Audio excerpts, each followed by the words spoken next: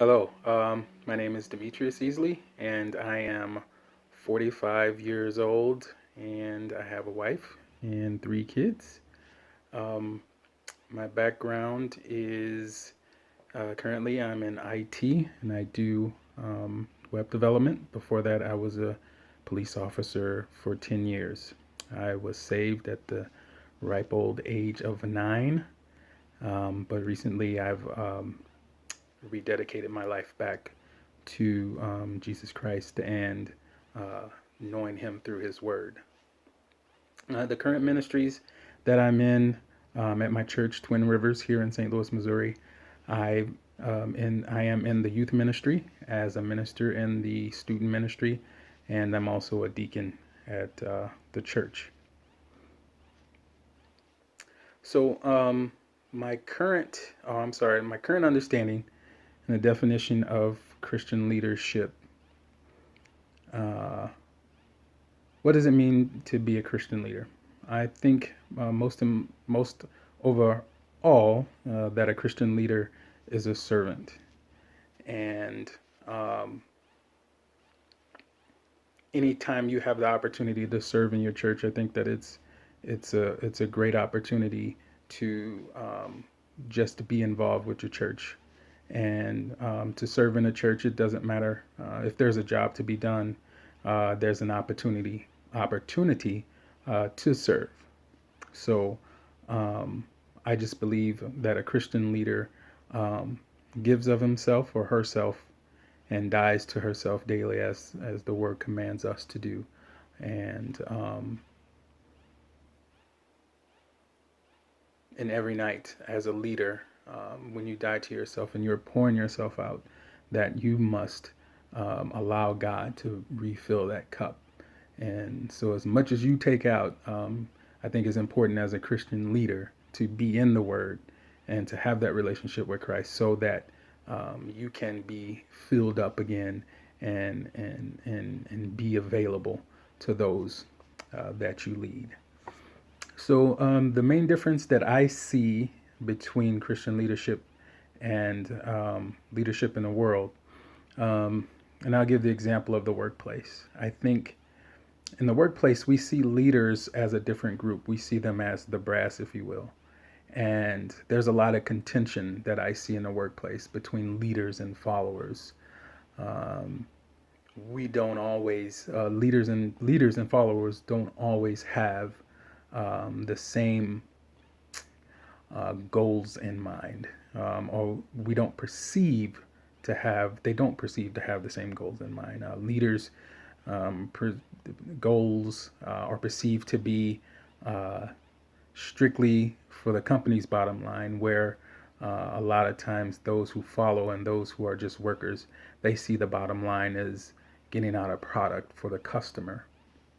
So that contention between leaders and followers, I think, is the main difference between regular leadership of the world and Christian leadership. As we're Christian leadership, we leaders are seen uh, um, as servants. We have a common goal in mind, and that in a common goal, and that goal is the gospel, and that goal is to deliver the gospel, and that goal is also salvation. We all, even Christian leaders, need to die daily and uh, have that relationship with Christ. So um, that contention is not there that I see between Christian leadership and followers. Now, yes, there's some problems, but at the fundamental level of the relationship between Christian leaders and church leaders and church members uh, is that we are seen and we need to be seen as being servants and people who um, die to the Lord daily, die and are in Christ's service. And us first and foremost, and because the Bible tells us that those who teach will be judged more. And so, as Christian leaders, uh, we need to be seen as, and not just seen, but we our lives need to uh, pattern Christ, and we need to do we need to walk, as I would say, we need to make sure we're walking in line, in concert uh, with Christ.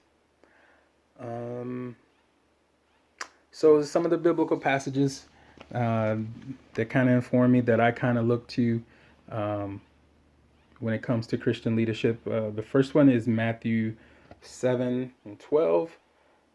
So in everything, do to others what you would have them do to you. For this is for this sums up the law and the prophets.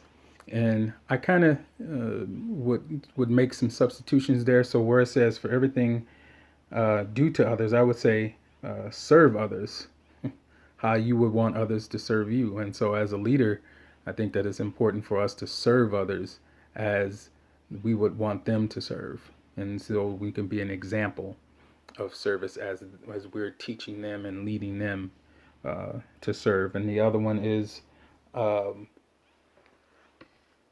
is Mark 10, uh, verse 42 through 55.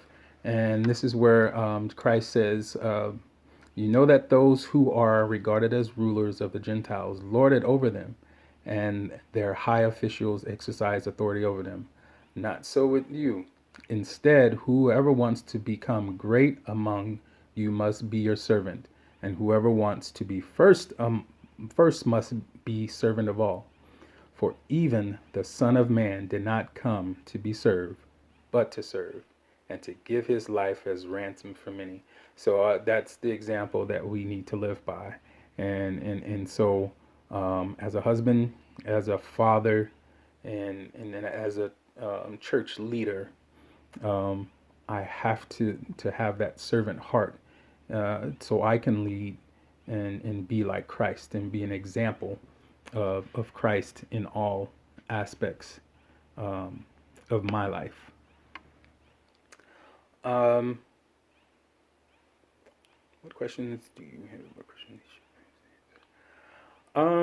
Right now, I can't really. I'm not really good at answering, asking questions um, out of the blue. I think I just would want a better understanding and to be rooted in exactly what, as a leader, what should I do in certain situations, and how, well, not what should I do, but what does the Bible say that I need to do as a leader in in certain situations. And so yeah, I know we're supposed to be servants, but uh, in any particular aspect of life, how do we do that? How do we serve, and how can I better serve those who who I minister to? So that's me, Demetrius. Just want to say hi to the class, and I look forward to this journey um, in Christian leadership. So God bless. I'll talk to you guys later.